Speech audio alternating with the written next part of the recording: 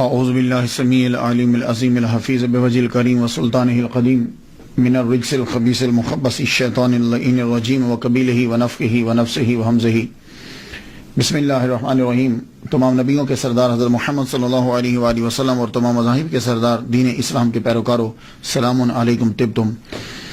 اللہ کی برکات اور اس کی رحمتیں۔ آج کی گفتگو جو ہے وہ 28ویں مرحلے میں داخل ہو گئی۔ میں مصر کے آئمہ اور اولیاء کرام کا تذکرہ کر رہا تھا تو امام شافعی رحمۃ اللہ علیہ کا تذکرہ کیے بنا وہاں سے نکلنا اچھا نہیں لگا۔ امام شافعی رحمۃ اللہ علیہ مجدد ہیں اور ولیوں کے اندر آپ جس دور میں تھے اس دور میں آپ کا رتبہ جو ہے وہ اوتاد کے برابر۔ اس کے بعد صرف 2 ہی رتبے ہوتے ہیں، قطب اور قطب عالم۔ ہمارا جیسے طریقہ ہے کہ ہم سب سے پہلے گفتگو کرتے ہیں نام کے اوپر۔ دوسری صدی کے مجدد اہل سنہ کے تیسرے بڑے امام محمد بن ادریس شافعی قریشی مطلبی مصری رحمۃ اللہ علیہ، آپ دوسری صدی کے مجدد ہیں۔ ابو داؤد میں ایک حدیث مبارکہ ہے کہ ہر 100 سال کے راس کے اوپر اللہ تعالیٰ ایک آدمی کو بھیجتا ہے کہ جو اس امت کے لیے ان کے دین کی تجدید کر دیتا ہے۔ تجدید کا مطلب کیا ہوتا ہے کہ نیا دین دیتا نہیں، 100 سال جب گزر جاتے ہیں تو کچھ نئی چیزیں جو ہے نا وہ داخل کر دی جاتی ہیں، یا ایسا ہوتا ہے کہ جو چیزیں غیر ضروری ہیں ان کو ضروری بنا لیا جاتا ہے، یعنی فروعات کو اصل سمجھ لیا جاتا ہے اور اصل کو ٹوٹلی چھوڑ دیا جاتا ہے۔ تو پھر وہ مجدد آ کے کیا کرتا ہے کہ وہ دیکھتا ہے کہ اس زمانے کے اندر بیماری کیا پیدا ہوئی تو وہ اس بیماری کو دور کرتا ہے اور اس کا علاج بھی جو ہے وہ بتلاتا ہے۔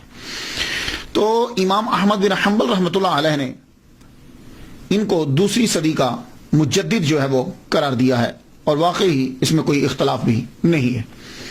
اہل سنہ کے یہ تیسرے بڑے امام ہیں۔ امام جو ہیں وہ 4 ہیں۔ فقہ کے اندر امام جو ہیں وہ 4 قرار پائے۔ ویسے تو قرآن مجید اور حدیث مبارکہ سے استدلال کیا، استخراج جو ہے وہ کیا، استنباط جو ہے وہ کیا گیا، اور بہت سے ائمہ نے مسائل جو ہے وہ نکالے اور اخذ کیے، رائٹ۔ لیکن ساری مسلم امہ متفق ہو گئی کہ 4 امام ہیں، ان چاروں میں سے کسی ایک کے بھی پیچھے کوئی چلے تو وہ اہل سنہ میں شامل ہوگا۔ یہ 4 امام ہی کیوں، اور پھر یہی امام کیوں؟ بہت سے امام ہیں، بہت سے قرآن اور حدیث کو جانتے ہیں، انہوں نے مسائل کو نکالا، لیکن ساری دنیا نے یہ طے کیا کہ دیکھا جائے کہ کون سا امام ہے۔ 1-2 مسئلہ نہیں، پہلا انہوں نے یہ رکھا کہ امام اسے تسلیم کیا جائے گا کہ جس نے ولادت سے لے کر وصال تک کے تمام مسائل جو انسان کو پیش آتے ہیں وہ سارے جو ہیں وہ قرآن اور حدیث کے دلائل سے نکالے ہوں۔ یہ بات یاد رکھیے گا، قرآن اور حدیث کی روشنی سے نکالے ہوں پوری ایمانداری کے ساتھ، پہلی۔ اور دوسری بات یہ، اب قرآن اور حدیث سے تو مسائل بہت سے لوگوں نے نکالے، تو دوسری شرط یہ رکھی گئی کہ انہوں نے جو مسائل نکالے تھے وہ تمام کے تمام لوگوں کی نظروں کے سامنے ہوں، مدون ہوں کتاب کی صورت میں۔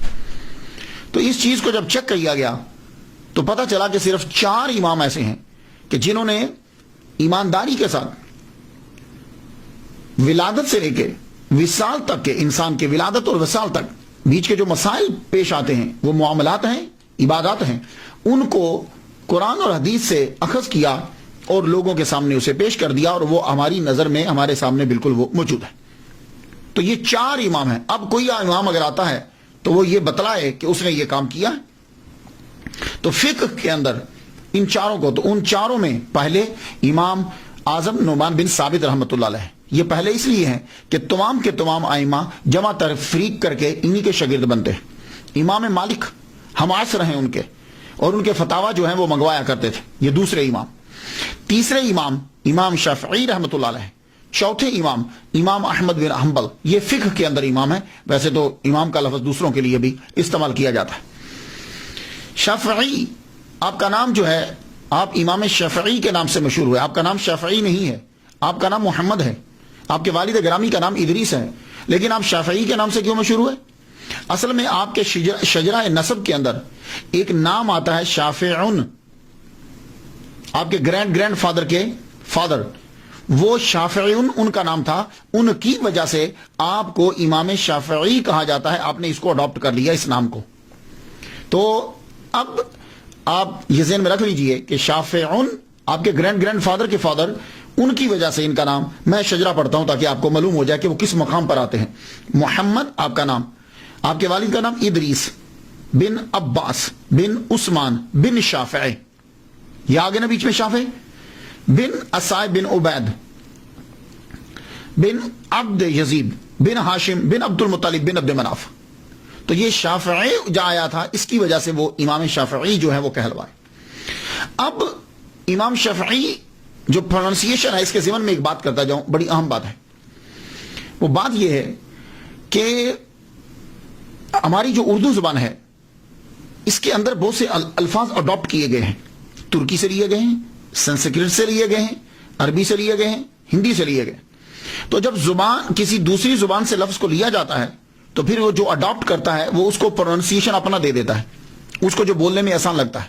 اسی لیے جب آپ اکثر سنیں گے تو منہ سے نکلتا ہے شافعی شافعی، امام شافعی، فا کے اوپر زبر پڑتے ہیں، جبکہ فا کے اوپر زبر نہیں ہے، فا کے نیچے زیر ہے۔ وجہ یہ ہے کہ جو پنجاب سائڈ کے لوگ ہیں یا عام جس جگہ وہ رہ رہا ہے، وہاں جب اڈاپٹ کیا گیا تو فا کے نیچے زیر اور عین کے نیچے زیر دونوں کو پروناؤنس کرنا پنجاب والوں کے لیے یا ہمارے لیے بڑا مشکل ہے۔ جیسے امام شافعی بہت مشکل ہوگا، تو شافعی جو ہے وہ بڑا آسان ہے ہمارے لفظ۔ تو اس لیے اکثر لفظوں کے ساتھ ایسا ہوا کہ جب اس کو معاشرے نے عام طور پر کچھ اور بولا اور اصل میں اس کا پروننسیشن اور ہوتا تھا، یہی وجہ ہے۔ آپ اکثر دیکھتے ہوں گے کہ بڑے پڑھے لکھے مقرر ہیں، انہوں نے ساری کتابیں پڑھی ہیں، لیکن جب تقریر کرتے ہیں تو پروننسیشن وہ بول جاتے ہیں، تو ایک آدمی بیٹھا ہوا یہ سمجھتا کہ شاید یہ غلط بول رہے ہیں۔ وہ غلط نہیں بول رہے، اگر آپ ان سے بیٹھ کر پوچھیں گے تو وہ آپ کو صحیح بتائیں گے۔ ہوتا یہ ہے کہ انہوں نے جو اپنی زندگی جو گزاری ہے، اس ماحول کے اندر اس کا پروننسیشن وہ وہی تھا۔ جیسے کہتے تھے میں نے فقہ پڑھی ہے، جبکہ یہ اس کا پروننسیشن الفقہ ہو ہے، فقہ ہو۔ ابھی میں ایک ڈکشنری دیکھ رہا تھا، اس کے اوپر بھی کاف کے اوپر زبر ڈلی ہوئی ہے، وہ اردو کی ڈکشنری تھی، تو اصل میں الفقہ ہو ہے۔ یہ میرے پاس ایک ڈکشنری ہے، مصباح اللغات ہے، ابھی میری لائبریری یہی میرے پاس موجود ہے۔ میں اس میں دیکھ رہا تھا کہ انہوں نے کیا پروننسیشن جو ہے وہ دیا، یہ دیتے ہیں الفقہ ہو، کسی شے کا جاننا، الفقہ ہو اسے بولتے ہیں۔ ویسے فقہ، او جی میں نے فقہ پڑھی ہے، دیکھیں عام چلتا ہے نا، کیونکہ الفقہ یہ بولنا ذرا مشکل لگتا ہے ہمیں۔ تو اس لیے میں عرض کرنا چاہوں گا کہ اکثر ایسا ہوتا ہے کہ جب ہم کبھی لفظ بول رہے ہوتے ہیں تو بعض اوقات ہم اپنے معاشرے میں جو بولا جاتا ہے اس کو بول دیتے ہیں، اس کا مطلب یہ نہیں ہوتا کہ اس صاحب کو اس کے اصلی پروننسیشن نہیں آتا، لیکن بعض اوقات ساتھ بول دیا جاتا ہے۔ تو اسی طرح شافعی، امام شافعی، دیکھا نا بہت مشکل لگ رہا ہے۔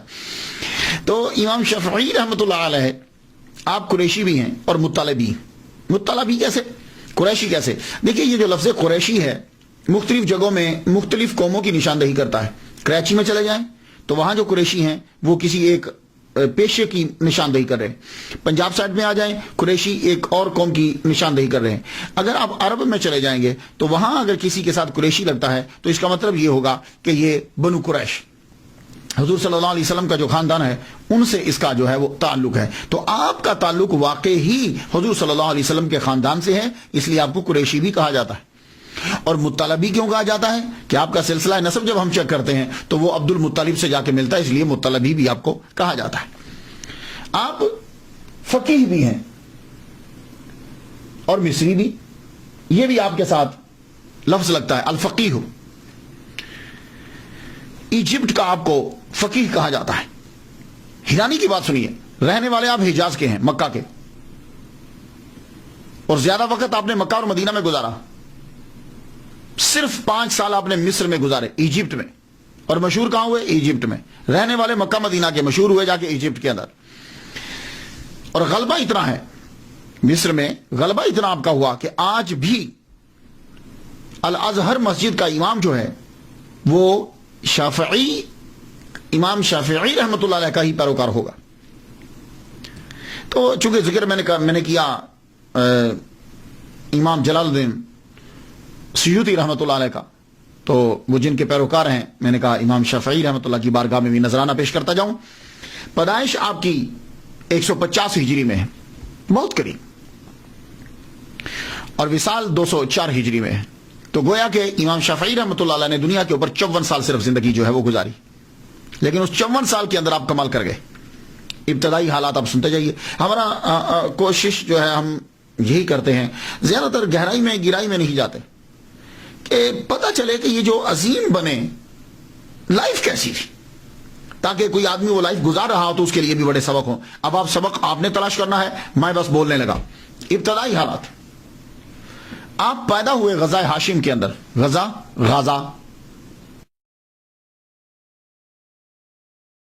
غزہ بھی کہتے ہیں. پیلسٹائن کی باؤنڈری کے اوپر، اور اسرائیل اس کی باؤنڈری کے اوپر یہ پٹی ہے پوری. یہ پہلے پیلسٹائن سارا ہوتا تھا، اب یہ قبضے میں آ گئی اسرائیل کے قبضے کے اندر آ گئی. یہاں غزہ ہاشم سے کیوں کہا جاتا ہے؟ حضور صلی اللہ علیہ وآلہ وسلم کے شجرہ نسب پڑھتے ہوئے ہمیں ایک ہاشم نام نظر آتا ہے. وہ ہاشم جو ہے وہ تجارت کرنے کے لیے وہاں گئے تھے، مال بیچتے تھے نا، تو جب وہاں پہنچے تو وہیں آپ کا وصال ہو گیا، تو اسے غزہ ہاشم بھی کہتے ہیں. امام شافعی رحمۃ اللہ علیہ کے والد گرامی ادریس درس دینے والا ادریس جو ہیں، ان کے والد گرامی یہ بھی تجارت کرتے تھے، تاجر تھے، زبردست غضب کے تاجر تھے. اب آپ اندازہ لگائیے نا کہ مکے کے رہنے والے ہیں، تجارت کرتے ہوئے یمن، سیریا تجارت کرتے ہوئے آپ پیلسٹائن تک پہنچے، وہاں جا کر آپ رہنے لگ گئے. تجارت آپ نے کی، اللہ تعالیٰ نے بہت نوازا، بڑا رزق دیا آپ کو. جب امام شافعی رحمۃ اللہ علیہ ماں کے پیٹ میں ہیں، ان کی ولادت سے پہلے ہی آپ کے والد گرامی کا انتقال ہو گیا. جتنی جمع پونجی دولت تھی، آپ کی والدہ محترمہ نے 2 سال جو ہے وہ غزہ ہاشم کے اندر گزارے. 2 سال گزارے. جب وہ جمع پونجی جو ہے وہ کم ہونے لگی تو آپ واپس، بیٹا 2 سال کا ہوا جب، تو آپ اپنے بچے امام شافعی رحمۃ اللہ علیہ کو واپس لے آئے، محمد کو واپس لے آئے. کہاں لائے؟ مکہ میں. کیوں لائے؟ سوچتی ہیں کہ ایک تو ایمان محفوظ ہوگا، دوسری جو ہے وہ زبان محفوظ ہو جائے گی. مائیں اپنے بچوں سے پیار تو کرتی ہیں، بہت پیار کرتی ہیں، اس کے لیے ہی سب کچھ کرتی ہے. مائیں تو ہیں کہ جو اپنے بچوں سے پیار کرتی ہیں، لیکن اس ماں نے بھری جوانی کے اندر شادی نہیں کی، دوبارہ شادی نہیں کی. ایک آئیڈیا، ایک نظریہ کہ میں اپنے بچے کو پڑھاؤں گی، تو یہ تو ہر ماں سوچتی ہے، لیکن نہیں، انہوں نے یہ سوچا کہ میں اپنے بچے کو یونیک بناؤں گی، بے مثال بناؤں گی. اور آپ کو میں ایک بات بتاتا جاؤں، امام شافعی رحمۃ اللہ کی والدہ محترمہ حسنی سیدہ ہیں. یہ حضرت امام حسن کی اولاد میں سے ہیں.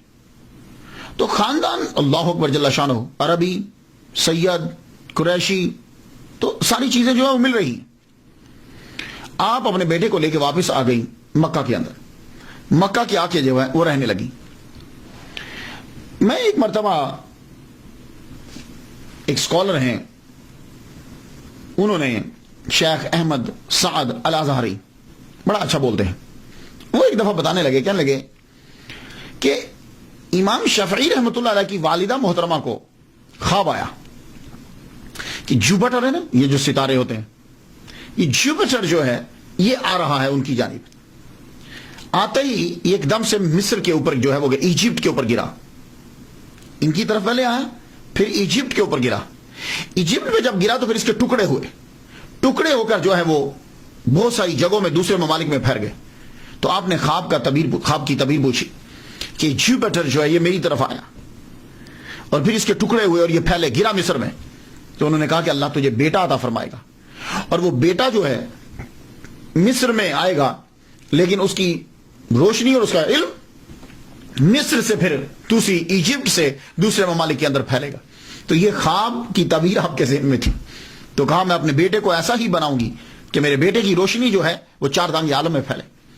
اب لے کر آئیں. مکے میں جب واپس آتی ہیں تو ماں خود عربی ہیں، عربک فرینکلی بولتی ہیں. ہماری پنجاب، پاکستان، ان کا مسئلہ تو ہے نا کہ ان کا پروننسیشن، تلفظ جو ہے وہ مجہول ہوتا ہے یا صحیح نہیں ہوتا، تو پھر ہم کہتے ہیں کہ بچے کو قاری صاحب کے پاس بھیج دیجیے. تو یہ تو خود سیدہ ہیں، عرب کی ہیں، ان کا پروننسیشن تو غضب کا ہوگا.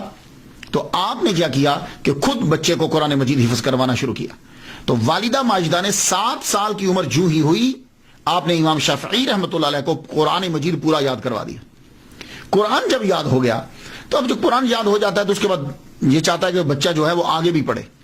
تو مکہ کے اندر تب آپ نے دیکھا مسلم بن خالد زنجی رحمۃ اللہ علیہ، حنفی ہیں یہ، سفیان بن عیینہ رحمۃ اللہ علیہ مفتی مکہ ہیں اور امام المسجد الحرام، مسجد حرام کے امام ہیں، ان کے پاس اپنے بچے کو بھیجا پڑھنے کے لیے۔ لیکن ساتھ ساتھ آپ نے ایک خاص چیز کی طرف جو ہے وہ توجہ دی، وہ کیا تھی کہ بچے کی زبان جو ہے وہ خالص ہونی چاہیے۔ 200 سال تک تو عربیوں کی زبان خالص رہی ہے۔ اس کے بعد 200 سال کے بعد جو ہی دوسرے ممالک پر قبضہ شروع ہوا عربیوں کا، ایران کی جانب، روم کی جانب، ادھر اب ان کی زبان جو ہے اس کے اندر جو ہے وہ چیزیں دوسری بھی شامل ہونے لگی۔ تو 200 سال، لیکن امام شافعی رحمۃ اللہ علیہ جو ہیں، ان کی والدہ محترمہ چاہتی ہیں کہ میرے بیٹے کی زبان خالص ہونی چاہیے۔ اس کے لیے آپ نے قبیلہ دیکھا، تو تب ایک قبیلہ تھا بنی حذیل، صحراؤں میں رہتے تھے، زبان ان کی خالص تھی، عربی زبان، ایسے جیسے چشمے سے پانی سیدھا جو ہے وہ آتا ہے، خالص زبان۔ تو والدہ محترمہ نے اپنے بچے کو ان بنی حذیل کے ساتھ جو ہے وہ صحرا میں چھوڑ دیا۔ جب ذرا بڑے ہو گئے، ہوش والا، کچھ ادھر پڑھ لیا۔ 17 سال امام شافعی رحمۃ اللہ علیہ نے خالص عربی زبان سیکھنے میں لگا دیے، اور آپ کو ہزاروں اشعار بنی حذیل کے زبانی ازبر یاد ہو گئے، لبید کے سارے اشعار آپ کو جو ہے وہ یاد ہو گئے۔ تو زبان کے اندر آپ کو جب ملکہ جو ہے وہ حاصل ہوا، اللہ اکبر جل شانہ، گرامر، عربی، اس کے اندر تو کبھی آپ کی غلطی ہوتی نہیں تھی، اتنا زبردست جو ہے وہ آپ بولا کرتے تھے۔ تو جب آپ نے بنی حذیل سے زبان کو سیکھا، ایک دن بیٹھے ہوئے اشعار گنگنا رہے ہیں آپ، ایک صاحب قریب سے گزرے، کہنے لگے بچے کیوں اپنی زندگی جو ہے وہ فضول لگا رہے ہو، اشعار کیوں پڑھ رہے ہو، جاؤ جا کے فقہ سیکھو، جاؤ جا کر فقہ سیکھو۔ اب پھر دوبارہ واپس پڑھ لیں، جو تھوڑے اسباق شروع میں لیے تھے اب دوبارہ اسباق لینے شروع کیے۔ سفیان بن عیینہ، مسلم بن خالد زنجی، ان سے پڑھنا شروع کیا۔ پھر ایک دن والدہ محترمہ فرمانے لگی، کہتی ہیں بیٹے کافی پڑھ لیا یہاں تو، میں چاہتی ہوں کہ تم مدینے چلے جاؤ۔ مدینہ امام مالک کا شہرہ تھا، امام مالک ایسے جیسے کوئی سلطان ہے، کوئی بادشاہ ہے، کہ حاکم بھی ہاتھ باندھ کر آپ کے سامنے کھڑے ہوتے تھے۔ تو آپ کی والدہ محترمہ جو ہیں وہ حاکم مکہ کے پاس گئی، کہنے لگی ایک لیٹر لکھ دو حاکم مدینہ کے نام، کہ وہ سفارش کرے میرے بیٹے کی کہ میرا بچہ جو ہے، اتنے دولت تو نہیں ہے لیکن تم ہمارے خاندان کو جانتے ہو، امام مالک جو ہے وہ میرے بچے کو حدیث جو ہے وہ پڑھائیں۔ تو حاکم مکہ نے امام شافعی رحمۃ اللہ کی والدہ کے کہنے پر خط لکھ دیا، خط لکھا حاکم مدینہ کے نام۔ اس سے اندازہ لگا لیجئے کہ کتنا اثر و رسوخ تھا آپ کا خاندان بڑا مقام رکھتا تھا۔ امام شافعی رحمۃ اللہ علیہ حاکم مکہ سے لیٹر جب آپ کے پاس پہنچتا ہے تو ماں دیکھیے، والدہ محترمہ نے کہا بیٹے مدینہ پہنچنے سے پہلے جس استاد کے پاس جا رہے ہو انہوں نے ایک کتاب لکھی ہے، موطا میرے پاس موجود ہے۔ کیا کہنے یار، فرماتی ہیں بیٹے وہ ساری کتاب یاد کر کے جاؤ۔ تو مدینہ روانہ ہونے سے پہلے یہ doctor Muhammad Musa, professor in department of Islamic study, King Abdulaziz University Jeddah, ان سے میں نے سنا، یہ کہتے ہیں کہ 9 راتوں کے اندر موطا امام مالک انہوں نے یاد کر لی۔ یہ ہمارے عام زبان کے اندر موطا بول دیتے ہیں، لیکن یہ مطلب نہیں ہے کہ اس کو آتا نہیں ہے، اصل لفظ موطا ہے پروننسیشن، لیکن ہمارے یہاں مشکل لگتا ہے۔ تو موطا امام مالک 9 راتوں میں بیٹھ کر زبانی یاد کر دی، یاد کرنے کے بعد اب مکہ سے روانہ ہوئے۔ اللہ اکبر جل، کیا کہنے، ماں ولیہ کاملہ ہو، اللہ تعالیٰ ویسے ہی کرم فرماتا رہتا ہے۔ اب آپ روانہ ہوئے، مدینہ پہنچے تو سب سے پہلے حاکم مدینہ کے پاس گئے، امام شافعی رحمۃ اللہ علیہ۔ حاکم مدینہ کو لیٹر دیا، انہوں نے لیٹر پڑھا، پڑھتے ہی کہنے لگے بیٹے اگر تو مجھے یہ کہو نا کہ میں پیدل مکہ چلا جاؤں اور مکہ سے پھر پیدل واپس آ جاؤں تو یقین جان یہ میرے لیے آسان ہوگا، اور یہ میرے لیے مشکل ہے کہ میں یہ تیری سفارش کرنے کے لیے امام مالک کے دروازے پہ چلا جاؤں۔ اتنا خوف اور دبدبا تھا، لوگ کتنا ڈرتے تھے یار علماء سے اور کتنی عزت کرتے تھے۔ اور آج کل کے دور، آج کل دیکھ لیجیے اب کیا حال ہے، علماء کو نوکر سمجھتے ہیں۔ لیکن پھر بھی کہا حاکم مدینہ نے کہا ٹھیک ہے بیٹے چلو چلتے ہیں، اب تم اتنی دور سے آئے ہو۔ آپ دونوں چلے، حاکم مدینہ اور امام شافعی رحمۃ اللہ علیہ۔ امام مالک رحمۃ اللہ کے دروازے پہ پہنچے، دروازہ جا کے کھٹکھٹایا، بڑی دیر کے بعد اندر سے لونڈی آئی۔ کیا کام ہے؟ خط کا ذکر نہیں کیا، کہا امام سے ملنا ہے۔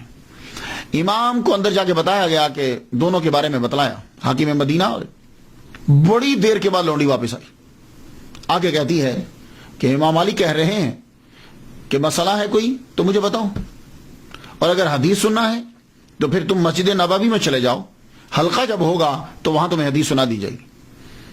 اب امام شافعی رحمۃ اللہ علیہ بولے, کہنے لگے نہیں میں حاکم مکہ کا خط لے کر آیا ہوں ان کے نام. وہ عورت اندر گئی, اندر جب گئی تو بڑی دیر کے بعد واپس آئی تو اس کے ہاتھ میں کرسی ہے. اب کرسی کہہ لیجیے جو بھی جس پہ بیٹھتے ہیں, وہ اس نے آ کے مکان کے سامنے رکھ دی, واپس چلی گئی. بڑی دیر کے بعد امام مالک, اب دیکھیے حاکم مدینہ وہ باہر کھڑے ہیں. اب آئے امام مالک, بہت خوبصورت جبہ پہنا ہوا, اب ٹھیک ٹھاک رہتے تھے. امام مالک کسی کے سامنے کھانا تک نہیں کھاتے تھے. آپ کی وجاہت تھی آپ کی. باہر آئے, کرسی پہ بیٹھے, ہاں بولو خط کہاں ہے. وہ امام شافعی رحمۃ اللہ نے خط آگے بڑھایا. خط پڑھتے جائیں تو چہرے کا رنگ تک بدلتا جائے. اچھا تو اب حدیث مبارکہ جو ہے وہ حاکموں کی سفارشات پر پڑھائی جائے گی. جب آپ غصے میں آنے لگے تو امام شافعی آگے بڑھے, گفتگو شروع کی. اللہ اکبر. عربی, ادب, نفاست, موزوں الفاظ اور گفتگو کا انداز امام مالک رحمۃ اللہ کو بڑا متاثر کیا. آپ نے خط سائڈ پہ رکھا, کہا بھائی ہم تمہاری گفتگو سے متاثر ہوئے, جاؤ ہم تمہیں اپنی شاگردی میں لیتے ہیں, تم ہمارے حلقے میں بیٹھا کرو, جاؤ فلاں آدمی کے پاس جاؤ اور اس کے پاس موطا ہے وہ لے کر ہماری محفل میں آ جائیے گا. جب آپ کو اجازت مل گئی اب حلقہ میں بیٹھے. حلقہ میں جب بیٹھے تو کہا تم کتاب نہیں لائے. کہا حضور مجھے آپ کی کتاب زبانی یاد ہے. یہ ایک اور حیران کن بات تھی. کہا مجھے آپ کی کتاب زبانی یاد ہے جو آپ نے لکھی ہے. اچھا تو اب ایک روایت جو ہم سنتے آتے تھے کہ امام شافعی رحمۃ اللہ علیہ نے کھڑے کھڑے ساری سنا دی, اور بعض میں ہے کہ نہیں پھر آپ آہستہ انہوں نے امتحان لیا, جہاں سے پوچھیں آپ بتاتے جائیں. کہا ٹھیک ہے تم ہمارے پاس رہ سکتے ہو. تو امام شافعی رحمۃ اللہ علیہ اب امام مالک رحمۃ اللہ علیہ کے پاس رہ کر سیکھنے لگے. ان کے پاس سیکھنے لگے. تو اب مجھے ذرا تھوڑا سا رکنا ہے یہاں, میں آپ کو بتا دوں امام مالک امام شافعی سے 57 سال بڑے ہیں. پہلی بات تو یہ ہے, پہلا تو یہ کہ امام مالک 57 سال 57 ایئرس اولڈ ہیں. امام اولڈر ہیں امام شافعی سے, یعنی گویا کہ 57 سال بعد امام شافعی پیدا ہوئے. اب امام شافعی ان کے پاس زانو تلمس طے کرنے کے لیے گئے تو امام مالک تقریباً 84 سال کے تھے. جب امام شافعی رحمۃ اللہ پڑھنے کے لیے گئے تو 84 سال کے تھے, کیونکہ 7 سال تو آپ نے قرآن پڑھا, 17 سال آپ نے بنی حذیل میں لگائے, تو 17 اور 7 24 بنے. ٹھیک ہے, تو مفتی ڈاکٹر علی جمعہ یہ بھی بڑے اسکالر ہیں, مصری ہیں, وہ کہتے ہیں کہ 17 سال لگائے بنی حذیل میں. تو جب امام مالک سے پہنچے تو تقریباً 24 سال امام شافعی رحمۃ اللہ علیہ کی عمر تھی. 24 سال. جب تک اللہ نے چاہا امام مالک کے پاس ہی رہے. ایک جگہ میں نے پڑھا ہے کہ جب تک امام مالک زندہ رہے یہ ان کے پاس رہے. تو امام مالک کا وصال ہوا ہے 179 ہجری کے اندر. تو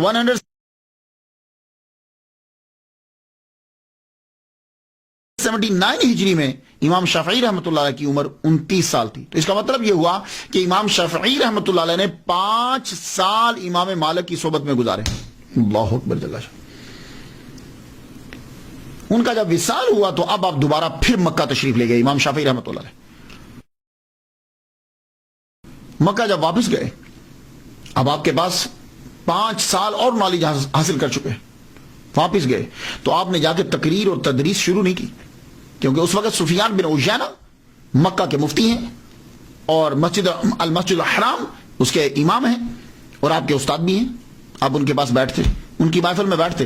جب انہوں نے یہ چیک کیا, مفتی مکہ نے یہ دیکھ لیا کہ اس میں بچے میں اتنی صلاحیت ہے کہ یہ خود پڑھا سکتا ہے, تو آپ نے فتویٰ کی اجازت دے دی. تو میری تحقیق کے مطابق 29 سال میں آپ کو مفتی مکہ نے اجازت دے دی کہ تم فتویٰ دے سکتے ہو, پڑھا سکتے ہو. اب امام شافعی رحمۃ اللہ علیہ نے المسجد الحرام کے اندر, مسجد حرام کے اندر علیحدہ اپنا حلقہ لگا لیا, تدریس آپ نے شروع کر دی. اب ہوتا کیا تھا, مکہ جو ہے نا یہ ایک مرکز تھا روحانیت کا بھی اور علم کا بھی. پرانے دور کے اندر جو اولیاء کرام تھے وہ وہاں مجاور ہوتے تھے, بیٹھتے تھے, چلے کاٹتے تھے, وہی رہتے تھے. اور جو علماء ہوتے تھے، بڑا جو علامہ ہوتا تھا وہ وہاں بیٹھ کے پڑھاتا تھا. تو لوگ جب حج کرنے کے لیے آتے تھے تو وہ حج بھی کرتے تھے، اور جو تصوف کی طرف راغب ہوتا تھا وہ اولیاء کرام کی محفل میں بیٹھا رہتا، ان سے ملاقات ہوتی. اور جو علم پڑھنا چاہتا تھا وہ مسجد کے اندر جاتا، وہاں حلقہ جو ہے وہ لگا ہوتا تھا، وہ وہاں پڑھ لیتا. اب یہی طریقہ تھا. تو امام شافعی رحمۃ اللہ علیہ تدریس شروع کی تو موسم حج آ گیا. حج میں جب لوگ آئے تو مصر سے لوگ آتے، دور دراز سے، عراق سے، بغداد، ہر طرف سے آتے تھے لوگ. انہوں نے آ کر دیکھا کہ ایک 29 سال کا ینگ لڑکا جو ہے وہ بھی تدریس کا، اسے بھی اجازت دے دی گئی ہے. تو مفتی مکہ کی اجازت کے بغیر تو نہیں نا. تو اب جو سفیان بن عیینہ رحمۃ اللہ علیہ کی محفل میں بیٹھتے تھے ان میں سے اکثریت اٹھ کر، اور جو نئے لوگ آئے وہ امام شافعی رحمۃ اللہ علیہ کی محفل میں بیٹھنے لگے، حلقے میں بیٹھنے لگے. کیوں؟ اس لیے کہ آپ جب گفتگو کرتے تھے تو آپ کی گفتگو کے اندر جو ہے بڑی نفاست اور بدوانہ جو ہے نا، بدویوں کا جو گاؤں میں، یعنی جو صحرا میں رہتے ہیں، ان کا اسٹائل تھا، خالص اسٹائل. تو امام احمد بن حنبل رحمۃ اللہ علیہ بھی حج کرنے کے لیے آئے ہوئے تھے. تو وہ سفیان بن عیینہ رحمۃ اللہ علیہ کی حلقے کو چھوڑ کر امام شافعی رحمۃ اللہ کے حلقہ میں بیٹھ گئے. یہ تھی ان کی پہلی ملاقات. تو جب انہوں نے ان کی زبان سنی اور آپ کا علم سنا اور خدا کا کرم دیکھا تو آپ ان کی محفل میں بیٹھتے. کچھ عرصہ آپ نے جو ہے وہ لیکچر دیا ہے مسجد حرام کے اندر. پھر ہارون الرشید کو پتا چلا کہ بڑے قابل ہیں، کوئی نام، جب ان کی شہرت پھیلی تو انہوں نے ان کو، ہارون الرشید نے امام شافعی رحمۃ اللہ علیہ کو یمن کا جج مقرر کر دیا. یمن کے ایک ضلع کا، نجران کا، یا بعض کہتے ہیں کچھ اور. جب جج مقرر کیا تو یہ جج تھے وہاں کے. اور اس دور میں ہارون الرشید کے دور حکومت میں چیف جسٹس جو تھے وہ امام محمد بن حسن شیبانی رحمۃ اللہ علیہ تھے. جیسے مجسٹریٹ ہوتے ہیں، چھوٹے ہوتے ہیں، اور ایک ان کے اوپر چیف جسٹس ہوتا ہے، ایسے ہی امام محمد بن حسن شیبانی رحمۃ اللہ علیہ چیف جسٹس. اب امام شافعی رحمۃ اللہ علیہ جب ان کو یمن کے اندر بھیجا گیا تو ہارون الرشید نے آرڈر کر دیا کہ ان کو پابا زنجیر لایا جائے اور قتل کر دیا جائے. یہ عجیب گھڑی بھری، جو ابھی 31 سال کی عمر ہے اور آرڈر آ گیا کہ قتل کر دیا جائے. ہوا کیا تھا؟ اصل میں امام شافعی رحمۃ اللہ علیہ جو ہیں ان کو سیدوں سے بڑا پیار تھا، سادات سے. اس کی وجہ کیا ہے کہ ننہال جو ہے وہ سادات ہے، ننہال سادات ہے. تو آپ کو پتا ہے کہ بچے کو ننہال سے، ددہال کی بنسبت ننہال سے زیادہ پیار ہوتا ہے. آپ کی والدہ حسنی سیدہ ہیں. اور ایک دوسری بات یہ ہے کہ علوی جو ہے، علوی، ہارون الرشید کو یہ کان میں یہ بات ڈال دی گئی کہ آپ علویوں کی بڑی، علوی کسے کہتے ہیں؟ فاطمی وہ ہوتے ہیں جو بی بی فاطمہ الزہرا رضی اللہ تعالیٰ عنہا کے بچے امام حسن و حسین میں سے کسی کی اولاد میں. اور علوی وہ ہوتے ہیں کہ ماں فاطمہ نہیں ہے لیکن باپ علی ہے. مولا علی شیر خدا نے اور بھی شادیاں کی تھی تو انہیں علوی کہا جاتا. تو امام شافعی رحمۃ اللہ علیہ سیدوں کی بڑی عزت کرتے تھے. شافعی رحمۃ اللہ علیہ سیدوں کی بڑی عزت کرتے تھے. اس سے بعض لوگوں نے ان کو اہل تشیع میں شامل کر دی، اور ہارون الرشید نے کہا کہ یہ میرے باغیوں کے ساتھ شامل ہیں، حکومت دوسروں کی لانا چاہتے ہیں. تو یہ کنفیوژن سا ہوا، لیکن ایسی بات نہیں تھی. آپ سادات کی ویسے ہی عزت کرتے تھے. اس کی مثال دوں. ایک مرتبہ آپ پڑھا رہے تھے، لیکچر دیتے ہوئے، سیدوں کے بچے جو ہیں وہ بار بار کوئی چیز کھیل رہے تھے. وہ جب آتے آپ کھڑے ہو جاتے، وہ پھر چلے جاتے، پھر آتے آپ پھر کھڑے ہو جاتے، وہ پھر جاتے آپ، وہ پھر آتے پھر کھڑے ہو جاتے. کئی مرتبہ آپ کو ان کے لیے کھڑا ہونا پڑا. اور پھر سیدہ نفیسہ، نام سنا ہوگا آپ نے، بہت بڑا مزار ہے ان کا، سیدہ نفیسہ. اللہ اکبر، بہت انتہائی عقیدت تھی آپ کو ان سے. تو جب بھی آخری عمر کے اندر آپ بیمار ہوتے تو لڑکے کو بھیجتے، جاؤ جا کے دعا کروا کے لاؤ میرے لیے. تو وہ فرماتی جاؤ، اللہ تمہارے استاد کو شفا عطا فرمائے، اللہ تمہارے استاد کو شفا عطا فرمائے، اللہ تمہارے استاد کو شفا عطا فرمائے. آخری بار گیا کہ جاؤ جا کے دعا کروا کے لاؤ. دعا کروانے کے لیے گئے تو بچہ واپس آیا. کہا انہوں نے؟ فرمانے لگے، وہ بچہ کہتا ہے، عرض کرتا ہے، حضور انہوں نے کہا جاؤ اللہ تمہارے استاد کا بھلا کرے. کہنے لگے لو بھائی اب تیاری کر لو، اب ہمارا وقت آ گیا ہے، اب تیاری کر لو، اب ہمارا وقت آ گیا. تو سادات سے محبت کی وجہ سے ہارون الرشید نے یہ سمجھا کہ شاید یہ ہماری حکومت کو ختم کرنا چاہتا ہے اور باغیوں کے ساتھ ملے ہو. تو اس نے کہا کہ پابا زنجیر بغداد میں لایا جائے اور قتل کر دیا جائے. آپ کو یہ آپ کی آمد ہو رہی ہے بغداد میں پہلی مرتبہ. چلو ہو سکتا ہے کہ پہلے بھی ہے لیکن تاریخ یہ لکھتی ہے. آپ جب وہاں پہنچے آپ کو پابند سلاسل کر دیا گیا. کیس جو ہے وہ پیش نہیں ہو رہا عدالت میں، یعنی آپ کو ہارون رشید کے سامنے پیش نہیں کیا جا رہا. محمد بن حسن شیبانی، امام محمد جو ہیں یہ امام اعظم رحمۃ اللہ کے شاگرد ہیں اور چیف جسٹس سے ان کو پتہ چل گیا امام شافعی کے بارے میں کہ وہ قید کر کے لائے گئے ہیں اور عدالت میں پیش نہیں کیے جا رہے.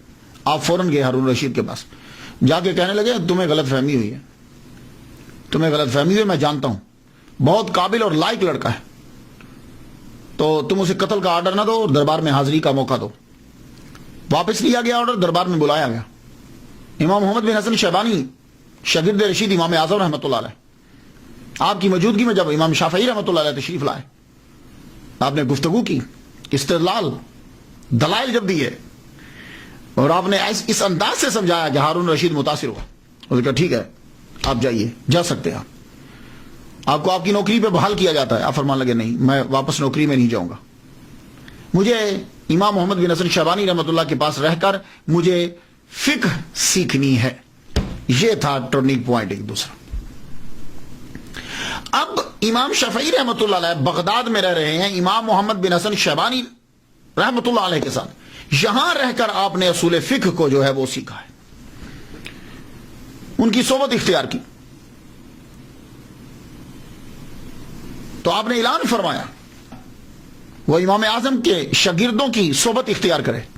اللہ نے استنباط کا دروازہ ان پر کھول دیا اور فقاہت ہرگز نصیب نہ ہوتی اگر میں امام محمد بن حسن شیبانی کی کتب کا مطالعہ نہ کیا ہوتا. میں نے آپ نے ان کے پاس رہ کر یہ سیکھا کہ قرآن اور حدیث سے مسئلے کو نکالا کیسے جاتا ہے. یہ چیز سیکھی، اصول فقہ سیکھے، یہ چیز آپ نے سیکھی. اور تاریخ بغداد میں خطیب بغدادی یہ خود شافعی ہیں، جلد 2 صفحہ 166 پہ لکھتے ہیں امام شافعی نے فرمایا مجھ پر فقہ میں جس شخص کا سب سے زیادہ احسان ہے وہ امام محمد بن حسن شیبانی حنفی رحمت اللہ علیہ ہیں. یہ امام شافعی قرار کرے. تو اب مجھے سمجھ نہیں آتی کہ جتنے شوابے ہیں یا امام شافعی کے فالوور ہیں وہ حنفیوں کو برا کیوں کہتے ہیں. وہ خود فرما رہے ہیں کہ مجھ پر ان کا احسان ہے، میں نے ان سے سارا سیکھا ہے کہ مسائل کو نکالنا کیسے. اور ایک بات اور یاد رکھیے گا، امام شافعی رحمۃ اللہ علیہ بالکل ایک واسطے کے ساتھ امام اعظم کے شاگرد ہیں. ایک واسطے یعنی بیچ میں ایک بندہ ہے. میں بتاتا ہوں، یاد رکھیے گا ذرا، گفتگو کرنے میں آسانی ہو جائے گی. امام شافعی رحمۃ اللہ علیہ شاگرد ہیں مسلم بن خالد زنجی رحمۃ اللہ علیہ کے، اور وہ شاگرد ہیں امام اعظم کے. تو بیچ میں مسلم بن خالد زنجی ایک، امام شافعی امام اعظم کے شاگرد. تاریخ الکبیر جلد 8 صفحہ 81 پہ امام بخاری نے لکھا ہے، اور یہ بات طبقات جلد اول صفحہ 115 پر بھی ہے کہ امام شافعی رحمۃ اللہ علیہ نے مسلم بن خالد زنجی رحمۃ اللہ سے روایت کی ہے. امام شافعی رحمۃ اللہ علیہ شاگرد ہیں حضرت علی بن زبیان کے، اور وہ شاگرد ہیں حضرت امام اعظم کے. تو بیچ میں ایک. تہذیب الکمال جلد 20 صفحہ 497 پہ ہے کہ امام شافعی نے ان سے بھی روایت کی ہے. امام محمد بن حسن شیبانی رحمۃ اللہ علیہ شاگرد ہیں امام اعظم رحمۃ اللہ کے، شاگرد رشید ہیں. اور امام شافعی رحمۃ اللہ علیہ امام محمد بن حسن شیبانی کے شاگرد ہیں. تو ابن حجر اسقلانی شافعی رحمۃ اللہ علیہ لسان المیزان جلد 5 صفحہ 121 پہ لکھا ہے کہ امام شافعی خود تحریر فرماتے ہیں کہ میں نے امام محمد سے اتنا سیکھا کہ اس کا بوجھ ایک مذکر اونٹ جو ہے وہ اٹھائے گا، نر اونٹ اٹھا سکتا ہے. سارے لوگ فقہ میں اہل عراق کے عیال ہیں، اہل عراق کوفہ کے، اور سارے اہل کوفہ امام ابو حنیفہ رحمت اللہ علیہ کے. یہ ابن حجر اسقلانی لسان المیزان میں لکھ رہے. اب آپ بتائیے وہ لڑائی کس بات کی ہے؟ امام محمد بن حسن شیبانی حنفی سے سیکھنے کے بعد اب امام شافعی رحمۃ اللہ مکہ آ گئے. کچھ عرصہ رہے، پھر مکہ سے یمن گئے، کئی دفعہ یمن گئے، پھر عراق کا بھی کئی دفعہ سفر کیا. اس کے بعد آپ عراق گئے، لیکن مشہور سب سے زیادہ کب ہوا؟ آپ مکہ میں تشریف فرما تھے کہ عراق کے مفتی، بہت بڑے مفتی امام عبد الرحمن ابن مہدی نے خط لکھا، کہا حضور آپ اصول فقہ پہ کوئی کتاب لکھیے، اصول فقہ پہ کہ کس طریقے سے مسائل جو ہیں وہ قرآن مجید سے نکالے جاتے ہیں، حدیث سے نکالے جاتے ہیں. تو آپ نے پھر سب سے پہلے ایک کتاب لکھی الرسالہ، نام رسالہ ہے لیکن زبردست کتاب،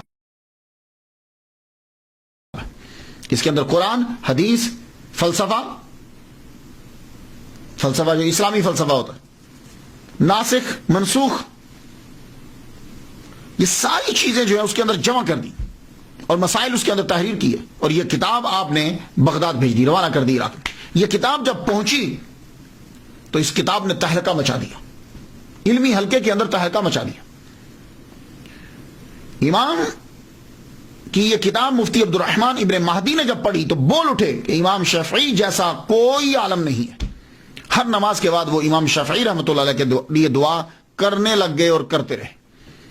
امام شافعی رحمۃ اللہ علیہ کے شاگرد ہیں امام مزنی رحمۃ اللہ علیہ۔ امام مزنی کہتے ہیں کہ میں نے 500 مرتبہ اور رسالہ کتاب کو پڑھا ہے، ریڈ کیا ہے۔ I read 500 times، 500 مرتبہ۔ اس کتاب رسالہ کی جب شہرت ہو گئی اس کے بعد آپ بغداد گئے۔ جب بغداد گئے تو علماء، فضلاء، شرفاء سب کو پتہ چلا، اب لوگ آپ کو دیکھنے کے لیے آئے، آپ کی باتوں کو سننے کے لیے آئے۔ تو عراق میں، بغداد میں جب آپ تشریف لے کر جاتے تو وہاں آپ کی ملاقات امام احمد بن حنبل سے زیادہ رہتی۔ ویسے تو آپ اور بھی جگہوں پہ لیکچرز دیتے، امام احمد بن حنبل آپ کو بلاتے، اور جب تک امام شافعی رحمۃ اللہ علیہ بیٹھے رہتے، امام احمد بن حنبل یوں جیسے شاگرد ہیں باادب ہو کر ان کے سامنے رہتے، اور جب امام شافعی رحمۃ اللہ اپنے خچر پر بیٹھ کر تشریف لے جانے لگتے تو امام احمد بن حنبل ان کے خچر کے ساتھ ساتھ چل رہے ہوتے۔ ایک دن بیٹے نے پوچھ لیا، آپ اتنے مشہور عالم ہیں، اتنے بڑے علامہ ہیں، تو آپ امام شافعی رحمۃ اللہ کے ساتھ یوں کیوں چلتے ہیں؟ کہا بیٹے اگر فقہ سیکھنی ہے، جیورسپروڈنس، فقہ سیکھنی ہے، تو ہی ان کے خچر کے ساتھ چلنا پڑے گا۔ اور امام احمد بن حنبل خود اتنے بڑے علامہ، گھر کے اندر اکثر تعریف کرتے رہتے، امام شافعی یہ ہیں، وہ اتنے اچھے ہیں، رات بھر جاگتے ہیں، قرآن پڑھتے ہیں، ذکر کرتے ہیں، تہجد پڑھتے ہیں، کھانا کم کھاتے ہیں، زیادہ تر لکھتے پڑھتے ہیں۔ ایک دن گھر کے اندر دعوت کر دی گئی۔ امام احمد بن حنبل کی بیٹیاں تھیں۔ آپ کہا کرتے تھے جب بیٹی پیدا ہوتی تو کہتے کہ انبیاء اکثر بیٹیوں کے باپ ہوئے۔ اللہ اکبر جل شانہ۔ ایک دن دعوت کی، اپنی بچیوں کو بتایا میرے دوست آ رہے ہیں، امام آ رہے ہیں، استاد آ رہے ہیں۔ انہوں نے کھانا پکایا، تو آپ کو پتا ہے کہ عادت یہ ہے کہ جب کھانا پکایا جاتا ہے تو مہمان کے آگے سب رکھ دیتے ہیں کہ چلو جو بچے گا بعد میں کھا لیں گے۔ کھانا رکھا گیا، امام شافعی رحمۃ اللہ پورا کھانا، ساری روٹیاں، سالن سارا کھا گئے۔ خالی برتن واپس گئے، لوگ پریشان ہو گئے، گھر والے سارے، لیکن پوچھا کوئی نہیں، لوٹا پانی کا بھر کے رکھ دیا، صبح اٹھ کے تہجد پڑھیں گے۔ لیکن جب فجر کے وقت اندر گئے تو دیکھا تو لوٹا پانی کا بھرا پڑا ہے۔ وہ لوٹا اٹھا کے باہر لے گئے۔ اب بیٹیاں بھی حیران ہوئی اور روجا بھی، چکر کیا ہے؟ آپ تو کہتے تھے کہ کھانا کم کھاتے ہیں، پورا کھا گئے، اور آپ کہتے ہیں تہجد پڑھتے ہیں، تو انہوں تو لگتا ہے کہ سوئے رہے ہیں، تہجد پڑھی ہی نہیں انہوں نے۔ آپ فجر میں اندر گئے ہو تو لوٹا ویسے ہی پڑا ہوا ہے۔ امام احمد بن حنبل جو ہیں، انہوں نے جب پوچھا، آپ کمرے میں داخل ہوئے، امام شافعی رحمۃ اللہ علیہ اوتاد ہیں، بڑے ولی کامل اس دور کے، آپ نے چہرہ پڑھ لیا، کہنے لگے ایک بات تو بتاؤ۔ کہا کیا؟ یہ کھانا کا پروسیجر کیا ہے، کیسے پکاتے ہو آپ لوگ؟ تو امام احمد بن حنبل بتانے لگے کہ میری بیوی، میری بیٹی ہیں، ان کا طریقہ یہ ہے کہ کھانا جب پکاتی ہیں گندم پہلے نکالتی ہیں۔ تب کیا ہوتا تھا، گندم صبح کے ٹائم پیستے تھے گھر کے اندر، گندم نکالتی ہیں تو قرآن پڑھتی ہیں، پیستی ہیں تو قرآن پڑھتی ہیں، آٹا گھونتی ہیں تو قرآن پڑھتی ہیں، پکاتی ہیں تو قرآن پڑھتی ہیں۔ کہنے لگے بس یہی تو میں سوچ رہا تھا۔ فرمانے لگے بات ٹھیک ہے، میں کھانا بہت کم کھاتا ہوں، کھانا نہیں، کیونکہ کھانا کھانے سے پیٹ بھرتا ہے، زیادہ کھائیں تو بخارات اٹھتے ہیں، آدمی کو نیند آتی ہے، سوچ نہیں پاتا۔ میں کھانا بہت کھاتا ہوں لیکن بہت کم کھاتا ہوں، لیکن یہ کھانا جب میرے سامنے آیا، میں نے پہلا لقمہ توڑا، توڑ کر چبا کے جب وہ میرے حلق سے نیچے اترا، وہ پیٹ میں گیا، میرا قلب شروع ہو گیا، یعنی ذکر کرنا شروع ہو گیا۔ تو میں سمجھ گیا کہ کوئی اسپیشل کھانا ہے، تو میں نے خود سے کہا آج جتنا ہے یہ کھا لے، شاید زندگی میں ایسا کھانا پھر دوبارہ نصیب نہ ہو۔ اللہ اکبر جل شانہ۔ تو فرمانے لگے وہ میں سارا کھانا کھا گیا، ساری رات میرا قلب جاری رہا، ذکر کرتا رہا، میں سویا ہی نہیں۔ میں سوتا تو میرا وضو ٹوٹتا، وضو ٹوٹتا تو میں وضو کرتا نا، تو وضو کرتا تو پانی استعمال ہوتا، میں سویا ہی نہیں۔ اللہ اکبر جل شانہ۔ یہ تھے لوگ اور وہ تھے گھر والے۔ آپ دوسرے محدثین کی طرح بالکل نہیں۔ امام احمد بن حنبل آپ کے بارے میں کہتے ہیں کہ آپ دوسرے محدثین کی طرح نہیں ہیں۔ محدث جو ہے نا، محدث کسے کہتے ہیں؟ جو حدیث کو زبانی یاد کرتا ہے لیکن اس کو مسئلہ نکالنا نہیں آتا۔ کوئی بندہ مسئلہ پوچھنے آ جائے تو وہ اسے پرابلم ہو جائے گی، حدیثیں تو یاد ہیں. تو فرماتے ہیں کہ دوسرے بھی محدثین تھے لیکن ان کے اوپر فقہ کا دروازہ بند تھا. یہ واحد محدث ہے کہ اللہ تعالیٰ نے اس کے اوپر فقہ کا دروازہ بھی کھول دیا, کیونکہ یہ اسناد کے اوپر اپنا وقت نہیں لگاتا فلاں فلاں فلاں فلاں فلاں فلاں, نہیں, یہ متن کی طرف دیکھتے ہیں کہ متن کے اندر کیا بیان کیا گیا اور اس سے مسائل کو کیسے نکالا جاتا ہے اور لوگوں سے گفتگو جو ہے وہ کس طرح کی جاتی ہے. یہ امام احمد بن حنبل فرماتے ہیں. 40 سال تک امام احمد بن حنبل ان کے لیے ہر نماز کے بعد دعا کرتے رہے. 40 سال تک. ایسے لوگ جن کے لیے دعا کریں ان کا کتنا بڑا رتبہ ہوگا. آپ ولی کامل ہیں, آپ کی بڑی کرامات ہیں. میں ایک کرامت بیان کر دوں جو بغداد کے اندر ہے. ہارون الرشید کے پاس روم کے لوگ آئے, بادشاہ نے بھیجا, کچھ راہ بھیجے, یہ مناظرہ کریں گے تمہارے علماء کے ساتھ, اگر تم لوگ جیت گئے تو ہم جزیہ دیں گے, ادروائز ہم جزیہ نہیں دیں گے. انہی دنوں میں عراق میں امام شافعی رحمۃ اللہ تشریف لائے ہوئے تھے. ہارون الرشید نے علماء کو بلا لیا, اور جب بلایا تو آپ بھی تشریف لے گئے. کہا بھائی راہب آئے ہیں, وہ کہتے ہیں کہ اگر تم ہار گئے تو ہم جزیہ نہیں دیں گے, کون ہے تم میں سے جو ان کا مقابلہ کرے؟ امام شافعی رحمۃ اللہ علیہ نے فرمایا میں کرتا ہوں مناظرہ, لیکن شرط یہ ہے کہ مناظرہ دریا کے کنارے پہ ہوگا. سب لوگ دیکھنے لگے, خاص وجہ ہے؟ فرمایا ہاں. راہب چلے گئے, دریا کے کنارے پہ مجمع لگ گیا. امام شافعی نے مصلی اٹھایا, مصلی اٹھا کے دریا کے اوپر بچھا کے اوپر بیٹھ گئے. فرمایا لگے آؤ اس سطح پہ آ کے گفتگو کرو. اللہ اکبر, اس سطح پہ آ کے گفتگو کرو. راہبوں نے کلمہ پڑھ لیا. تو جب خبر پہنچی روم میں, ان کا شکر ہے کہ یہ آدمی یہاں نہیں آیا, ورنہ سب کے سب لوگ مسلمان ہو جاتے. اور صرف آپ تقریریں ہی نہیں کی, آپ نے تصانیف بھی لکھی. آپ کی تصانیف میں ایک بڑی مشہور کتاب الام ہے.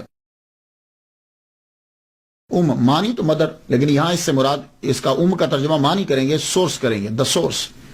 بہترین سورس ہے یہ کمال کی کتاب ہے. اس میں فلسفہ ہے, لغت ہے, استدلال ہے, حدیث ہے, قرآن ہے. جو پڑھتا ہے سر دھنتا ہے. اس میں دوسرے مذاہب سے اختلاف اسے بیان کیا گیا, اپنے مذہب کو بیان کیا گیا. 20 شروحات اس کی جو ہیں وہ لکھی جا چکی ہیں, 20. اور ابھی سلسلہ جو ہے وہ مصر کے اندر, ایجپٹ کے اندر اس کا جاری ہے. ڈاکٹر علی جمعہ بتا رہے تھے کہ ابھی سلسلہ یہ جاری ہے. امام مزنی شافعی رحمۃ اللہ فرماتے ہیں کہ امام شافعی رحمۃ اللہ علیہ کو گھڑ سواری کا اور تیر اندازی کا بڑا شوق تھا. اس کے اوپر بھی کتاب لکھی ہے. آپ کی میڈیسن کے اوپر بھی کتاب ہے. ایک کتاب آپ کی مسند امام شافعی, لیکن یہ آپ نے خود نہیں لکھی. نام سے ایسا لگتا ہے جیسے امام شافعی نے خود لکھی. امام شافعی رحمۃ اللہ خود نہیں لکھی. آپ جب تقریر فرماتے تھے, جب آپ درس دیتے تھے, تو درس کے دوران آپ حدیث کا استعمال کرتے تھے. تو حدیث کا جو استعمال فرماتے تھے تو آپ کے شاگرد ابو العباس محمد بن یعقوب الاسم جو ہیں وہ نہ حدیث کو لکھ لیتے تھے. تو وہ حدیث جو لکھی ہیں اس کا نام ہو گیا مسند امام شافعی رحمۃ اللہ. تو آپ نے وہ اس لیے یہ جب کتاب اگر آپ پڑھیں گے نا تو اس کتاب میں تکرار نظر آئے گا آپ کو. تو اس لیے یہ آج لیکچر دیا, ایک حدیث بیان کی, تو کل کے لیکچر میں پھر شاید دلیل آ گئی تو وہ حدیث بیان کر دی, تیسرے لیکچر یا 4 لیکچر چھوڑ کر چھٹے میں پھر آ گئی, تو اس لیے تکرار نظر آئے گا. امام شافعی رحمۃ اللہ کی جو ایک بات ہے یونیک, وہ عربی میں مہارت ہے. امام شافعی رحمۃ اللہ نے بنی حذیل کے اندر 17 سال گزارے, صحرا میں رہ کے زبان کو سیکھا ہے.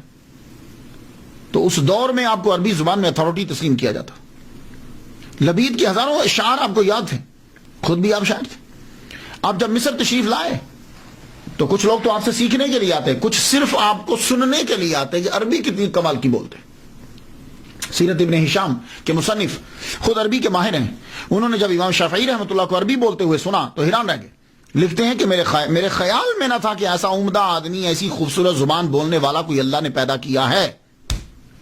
امام اسماعی کا نام سنا, عربی ادب اور گرامر کے امام ہیں.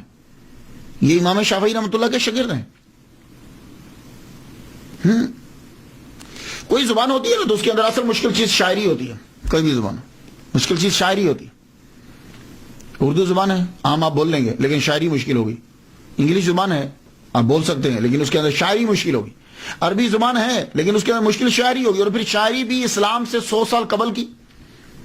ایک شاعر گزرا ہے الشمفرہ, 100 سال قبل, اسلام کے ظہور سے 100 سال قبل کا شاعر ہے. اس کی عربی اتنی مشکل ہے کہ جیسے شیکسپیئر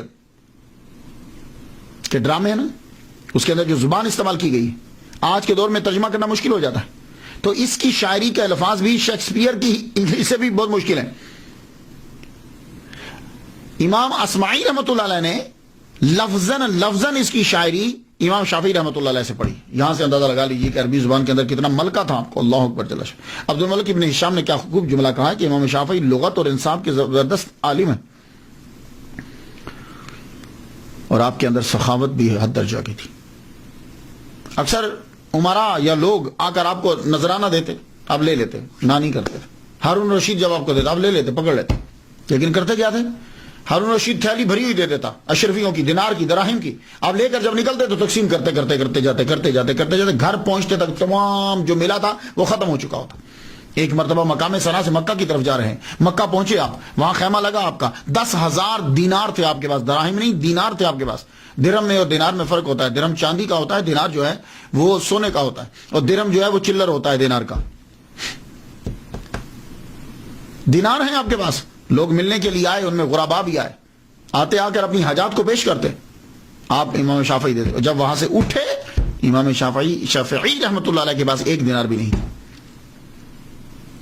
اور اللہ تعالیٰ نے کمال کی ذہانت عطا فرمائی امام شافعی رحمۃ اللہ علیہ کو, کمال کی ذہانت. ویسے تو ذہین بچپن ہی سے ہیں, مثال دے دیتا ہوں, اس پہ دلیل دینے کی ضرورت نہیں. اب میں کہوں کہ سورج نکلا تو چمکا تھا, اس پہ دلیل دو نہیں. ذہانت خود امام شافعی کا نام ہی کافی ہے ذہانت کے لیے, لیکن پھر بھی مثال دے دوں. امام احمد بن حنبل رحمۃ اللہ علیہ کے پاس ایک دن بیٹھے ہوئے ہیں, تو امام احمد بن حنبل کا یہ عقیدہ کہ جو نماز چھوڑ دیتا ہے وہ کافر ہے.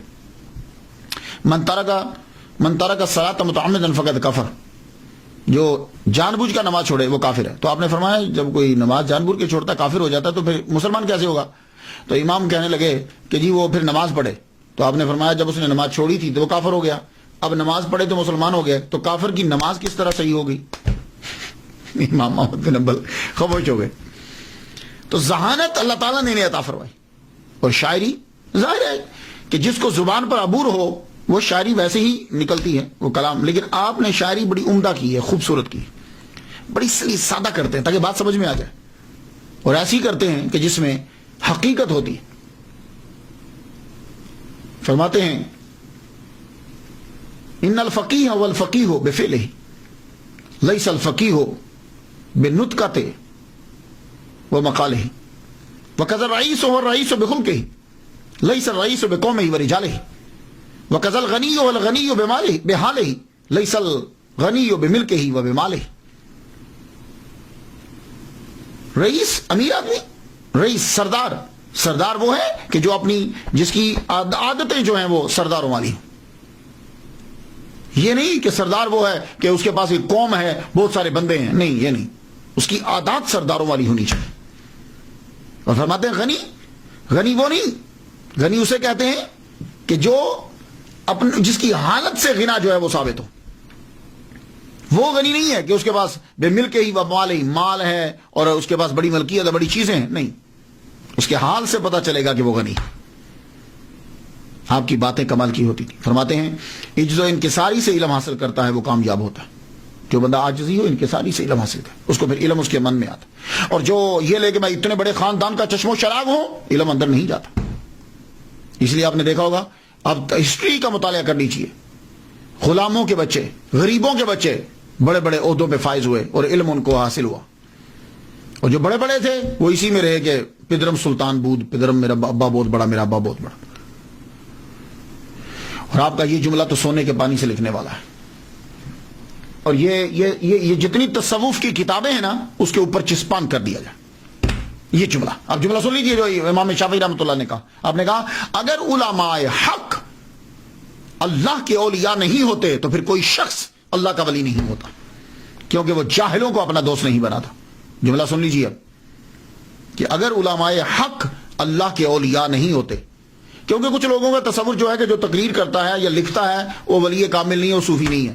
یہ اکثر لوگوں کے ذہن میں ہے, اور ایسے بڑے عالم کو وہ تصور ہی نہیں کرتے. تو آپ نے فرمایا کہ اگر علماء حق اللہ کے اولیاء نہیں ہوتے تو پھر کوئی شخص اللہ کا ولی نہیں ہوتا, کیونکہ وہ جاہلوں کو اپنا دوست نہیں بناتا. تصوف کے اندر امام شافعی رحمۃ اللہ علیہ کو ایک مقام حاصل ہے. یہ جو اولیاء کرام کی کابینہ ہوتی ہے نا, 300 اولیاء,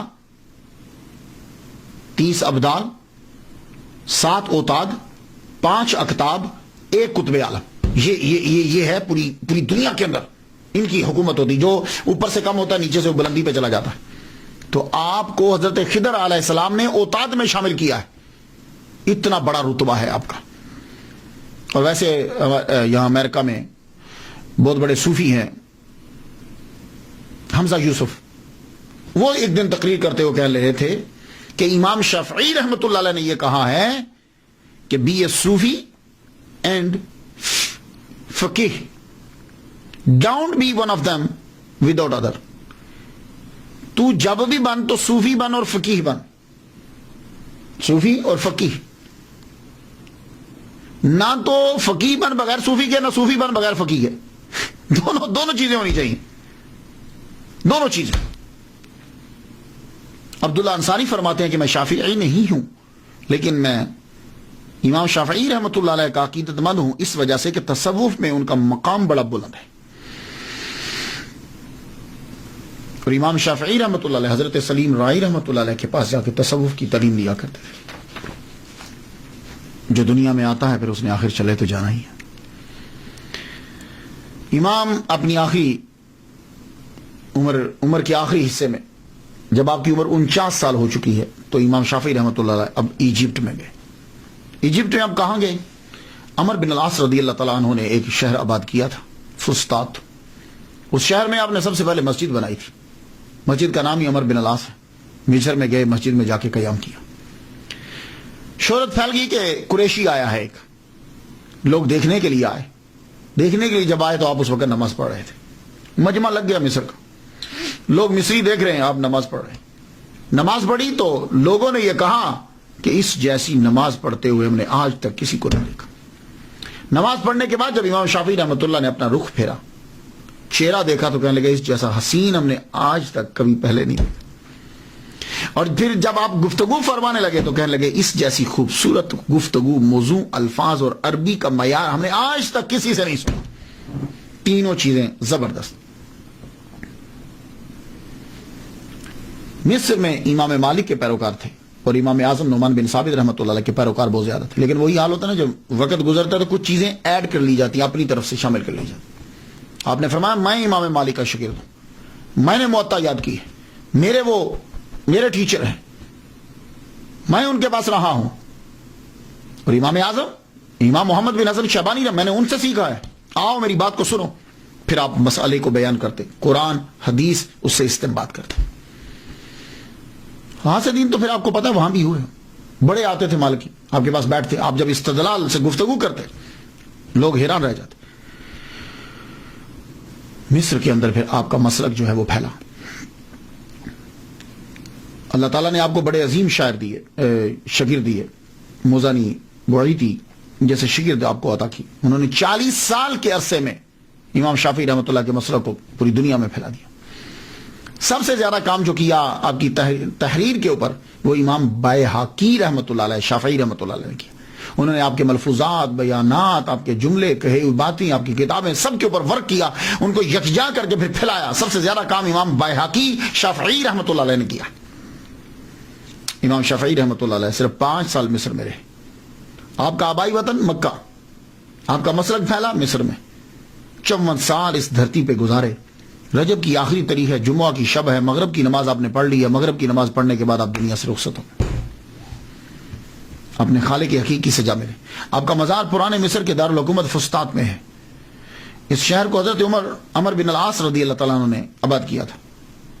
ڈاکٹر محمد موسیٰ کنگ عبدالعزیز یونیورسٹی جدہ، میں تذکرہ کر چکا ہوں ان کا شروع میں، اچھے ہیں، تقریر زبردست کرتے ہیں.